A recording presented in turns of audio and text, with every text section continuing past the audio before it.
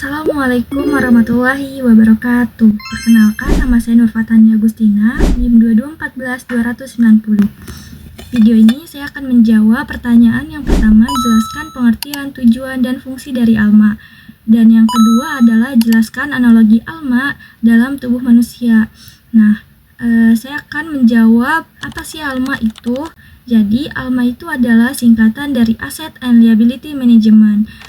Sederhananya, ALMA ini adalah sistem yang digunakan bank untuk mengatur keseimbangan antara aset dan liabilitas. Aset itu contohnya dana yang disalurkan ke pembiayaan atau investasi, sementara liabilitas itu dana yang dikumpulkan dari masyarakat seperti tabungan, giro, atau deposito. Nah, ALMA ini yang ngejaga supaya dana ini yang masuk dan dana yang dikelola tetap seimbang dan juga aman. Kalau nggak dijaga dengan baik, bank ini bisa kekurangan dana, kehilangan kepercayaan nasabah, bahkan bisa ngalamin krisis likuiditas.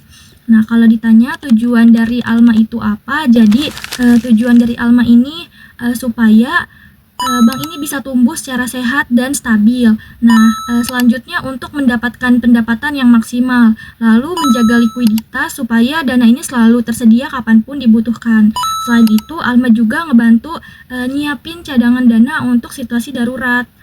Dan yang paling penting itu adalah menjaga kepercayaan masyarakat yang sudah menyimpan dananya di bank. Fungsi dari ALMA itu cukup luas ya, mulai dari ngatur likuiditas harian, ngejaga supaya kesesuaian jatuh tempo antara aset dan liabilitas, atau bisa dibilang dengan manajemen gap.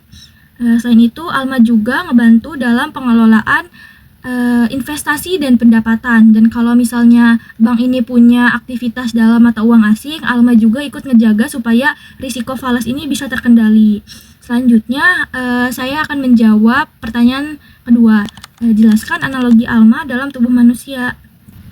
Jadi, ALMA ini bisa dianalogikan seperti jantung dan sistem peredaran darah dalam tubuh manusia. Kenapa jantung? Karena tugas utama ALMA itu adalah mengatur aliran dana dalam bank. Dan ini tuh mirip seperti jantung yang memompa darah ke seluruh tubuh.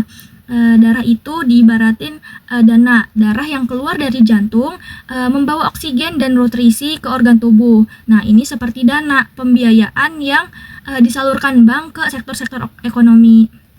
Sedangkan darah yang kembali ke jantung setelah dipakai oleh tubuh itu seperti dana dari nasabah yang kembali ke bank dalam bentuk tabungan dan deposito. Sama seperti tubuh yang butuh aliran darah lancar, bank juga butuh aliran dana yang seimbang dan juga stabil. Kalau misalnya aliran darah itu terganggu, tubuh itu kan bisa sakit. Nah, sama juga kayak aliran dana yang terganggu, bank juga bisa kena krisis, misalnya kekurangan likuiditas atau gagal bayar. Nah, jantung juga kan nggak kerja sendirian. Ada otot-otot jantung yang bantu memompa darah setiap detiknya. Nah, mirip seperti treasury di bank yang bertugas menjalankan operasional ALMA setiap harinya, seperti mengatur penempatan dana, menjaga likuiditas, dan memonitor arus kas. Lalu ada otak dan juga sistem saraf yang ngatur ritme jantung sesuai kondisi tubuh.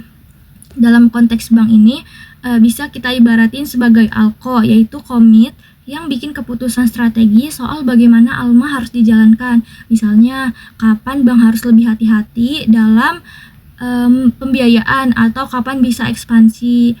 Nah, dan kalau misalnya terjadi mismatch, misalnya dana jangka pendek ini dipakai untuk pembiayaan jangka panjang. Nah, itu bisa diibaratin sebagai penyumbatan pembuluh darah. Kalau nggak segera ditangani, bisa menyebabkan serangan jantung, atau dalam dunia perbankan ini krisis likuiditas.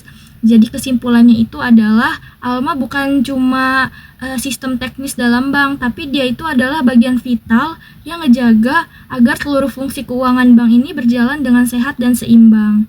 Seperti halnya tubuh manusia yang nggak akan bisa hidup tanpa jantung dan sistem peredaran darah. Bank juga nggak akan bisa stabil tanpa ALMA. Sekian penjelasan dari saya. Semoga penjelasan ini bisa dipahami dengan mudah dan juga bermanfaat. Terima kasih. Wassalamualaikum warahmatullahi wabarakatuh.